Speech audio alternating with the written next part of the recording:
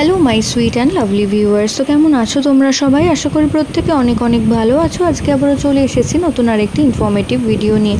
তো আজকে ভিডিওতে কথা বলবো গর্ভে কন্যা সন্তান থাকলে তা কোন দিকে নড়াচড়া বেশি করে। তো সেই বিষয়ে আজকের আলোচনার প্রথম থেকে সাথে থাকতে হলে অবশ্যই চ্যানেলটিকে সাবস্ক্রাইব করে রাখতে হবে এবং ভিডিওটিকে ভালো লাগলে অবশ্যই ছোট্ট করে একটি লাইক দিয়ে দেবেন। তো গর্ভাবস্থায় একটি শিশু কিন্তু গর্ভে অনেক দিন আগে থাকতেই নড়াচড়া শুরু করে দেয়। যদি সেটা গর্ভবতী মায়ের সেকেন্ড প্রেগনেন্সি হয় তো সেই মা অনেক আগে থাকতেই ফিল করা শুরু করেন। ফার্স্ট প্রেগনেন্সি যার সে কিন্তু অনেকটা সময় লাগে তার অনুভব করতে বেবির মুভমেন্ট। তো প্রাথমিক অবস্থায় গর্ভে কন্যা সন্তান থাকলে সে কিন্তু অনেকটাই সময় লাগিয়ে দেয় নড়াচড়া ফিল করাতে।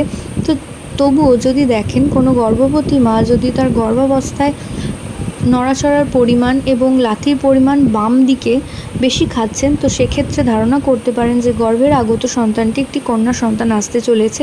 তো এর সাথে বিজ্ঞানের কোনো ভিত্তি নেই, এটা শুধুমাত্র একটা মিথ এবং এর সাথে এটা শুধুমাত্র একটা ওল্ড ওয়াইফ টেলস থেকে পাওয়া তথ্য।